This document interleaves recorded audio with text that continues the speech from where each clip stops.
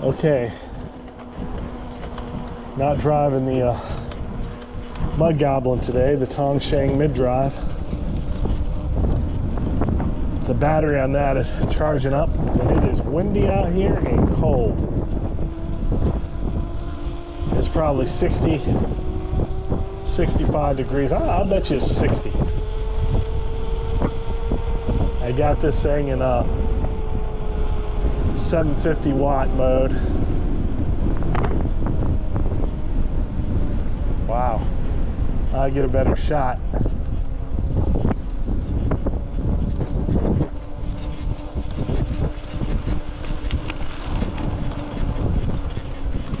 But I mentioned this before, my buddy Steve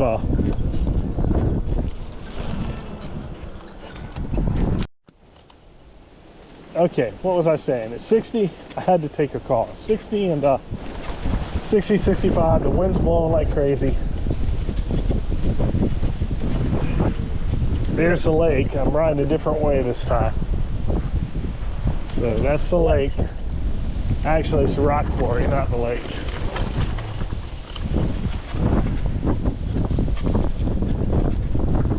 We're gonna go this way. Hopefully the wind will cut down. But my buddy Steve Norris, talking to him last night, and he's like, hey, don't call me Steve Norris anymore, call me Cowboy, because he basically, his chest was hurting him last year and he had to go in and get a cow valve put in his heart, but he's doing good now. But this is the same guy that wouldn't pay $500 for an MRI.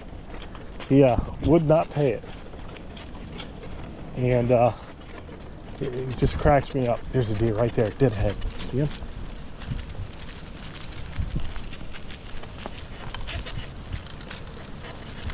Oh, there's another one right there. Man, I didn't even see that one. There's two of them. Yeah, they're starting to move. There goes the other one.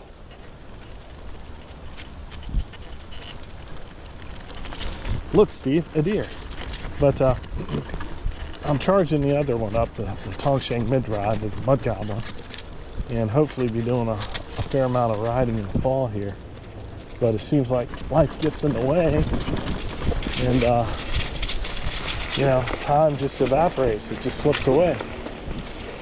And I haven't posted a video in about I guess a week or so, maybe more, I don't know. Just haven't had time. And my buddy Lenny Crouch called me up the other day, and he got on me. He's like, you gotta start making more videos. I'm like, well, if I have time, I will. But I like riding in this type of weather. I like the summer too, but we're gonna get a frost here in the next 2 days. Hopefully that'll kill all the ticks and the remainder of the bugs, and I'll be free of everything.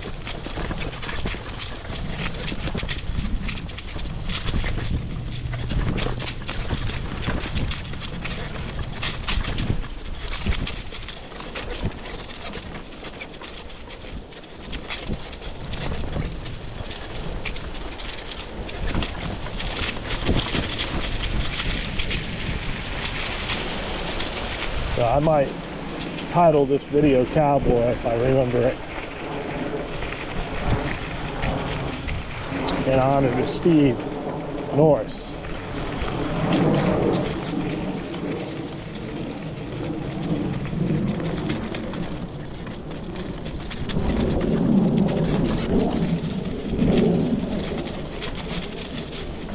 More deer. 3 deer right there. One deer dead ahead. Right there, dead ahead. Look at it. Look, look.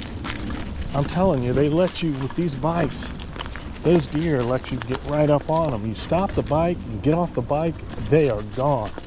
But everything lets you ride right up on it. I don't even think they halfway know what you are. And I was just getting ready to turn the camera off. I'm glad I didn't. Hopefully I got that. Like I said, I was just getting ready to turn the camera off, but didn't, and then 3 deer popped up. So that's 5 deer today, and it's only about 3:30. I've only gone 2 miles.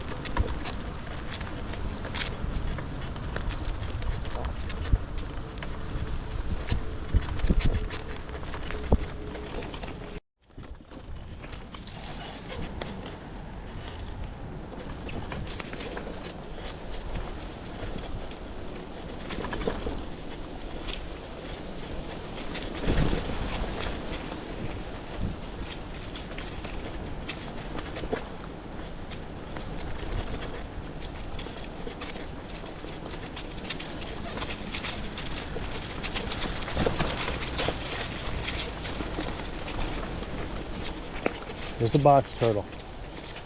Buddy, let me show you. You better find a hole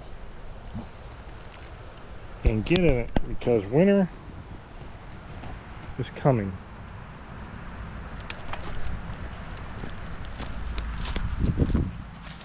Get a good close-up of him. But I'm not going to mess with him. Not that many people are riding this trail today. It's really windy, and I don't think there'll be anyone coming down here. Before I do that, let me show you what I'm riding here. I'm right near a road, so cars are going by. But this is the one, the XR Pro. I think I put this on video before. 29 wheel up front, it's a mullet, 26 in the back. Right here, 1500 watt rear hub drive. It's not geared, it's direct drive. The 52 volt triangle battery, see here, is here. It can't fit in here, and the controller I had to put in this bag.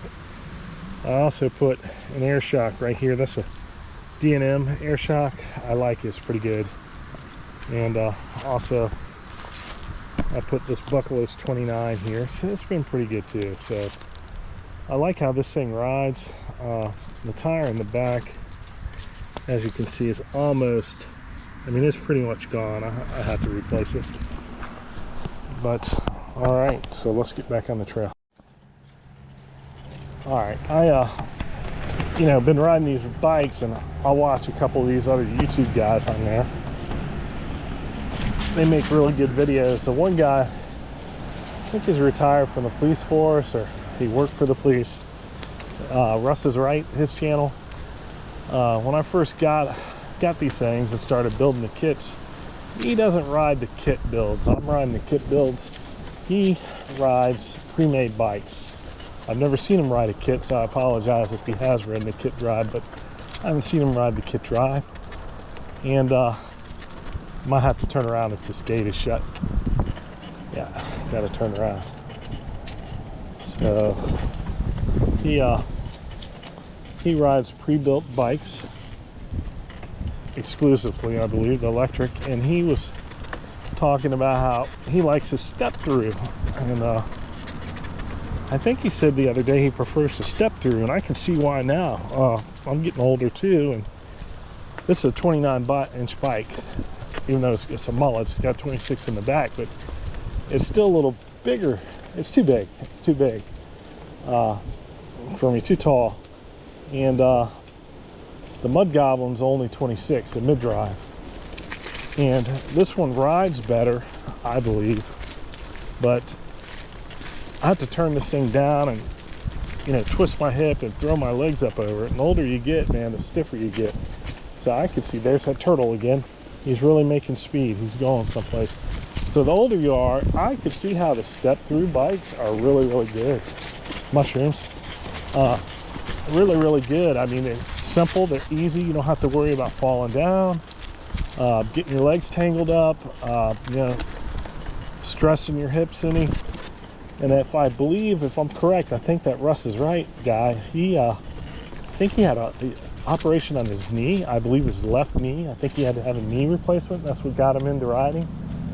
So yeah, if you're older, I would think about the step through for sure.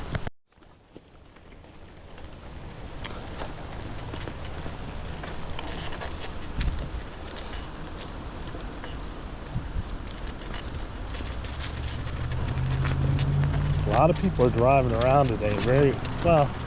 I'd say the place I'm at is at medium capacity right now, out of being totally crowded, but nobody's on these trails, no one. Mr. Ed right in the middle of the trail, horse droppings. Wow, it's pretty. We're going back by where those deer were at. I'm keeping an eye out for them, but they probably moved on. But yeah, when I first started doing these bikes, I've only built 3 kits: 2 hub drives, direct drives, and the mid drive. There's the cop. right in front of me, looking at the trail. There's three, one, two, three of them. There's three, four. There's 4 deer, it looked like, right there. So they're moving. I don't want to scare them up too bad, but that's where that camera, the Insta360 X3, I think would be incredible, because you know, I wasn't facing those deer head on, and they weren't. Look, there they are. I'm talking to scaring them. Yep, there's 4 of them right there. Look at them go. See the big ones right there? So I could be filming him right now with that Insta360. I could get him, but you know. Anyways, the Insta360 films at 360 degrees, so you probably could film him, you know, when you're going by him. Could have got all those deer and just reframed them. And it just looks like it's a little extra work in editing. So I might look into that. I'm really kind of hoping they come out with the Insta360 X4, the next one, and maybe get one of those, because the lenses, like I've said numerous times, apparently they scratch real easily. And once you scratch a lens, that's pretty much it for that camera. So when I came by and I saw those 3 deer at first, there was a 4th one around I didn't see, because there were definitely 4 there, 2 older adult deer and 2 younger deer. And earlier down here I saw 2 just by themselves, so there could have been more deer around there as well.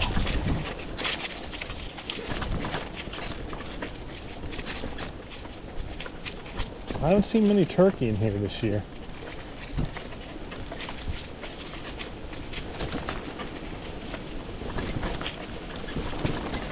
But yeah, I mean, I got the mountain bike specifically because I do a little, not just road riding, you know. I do this, and some of the rock gardens I go down are pretty bad.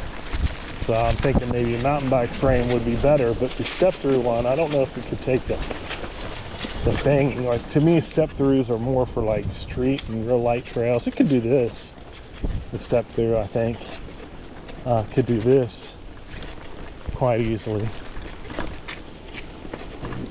But I've never ridden one, so I'm not 100% sure about that. And it is pretty out here. I just can't believe it's a day like today. Nobody's outside. I mean, they're here at the park, but nobody's walking the trails. Nobody. Oh well.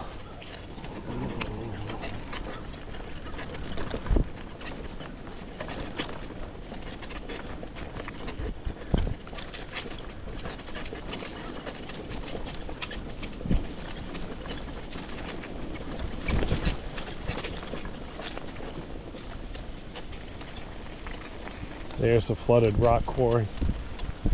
They're putting some more. Okay, let's see what they got going on here. All right, when I was here before, you see that red buoy? I don't know if you can see it. There's a red buoy out there. That red buoy was over here to the right more. So they moved that red buoy. I guarantee you money. They got a car down there or something at the bottom of that buoy, and the county divers or the fire right now. There's the other buoy right there. So they put in a new buoy there. I've never seen 2. So they put in a new buoy there. But I guarantee you the fire and rescue people practice right there, more than most likely, because that buoy's denoting something. They're just not there for being there. There's something down there.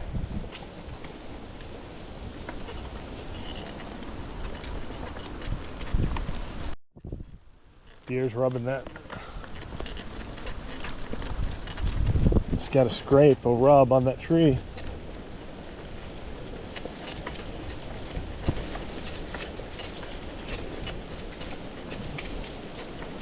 Okay, here's the trees that I always talk about, and they've changed. They've really changed. You watched any of the other videos? These trees up here, I was saying how they'll change and it'd be pretty cool. Look at that. Look at that. But I hope you guys can hear me. It's so windy. I don't have a windsock on here or anything to cut it out. Amazing. And now you can see the mountain up there more, that mountain range right there. Yeah. Okay, I'm probably going to cut this into 2 sections to make 2 videos out of this. Lenny Crouch said they're a little too long, so cut them down to 15-20 minutes. So I might edit them up.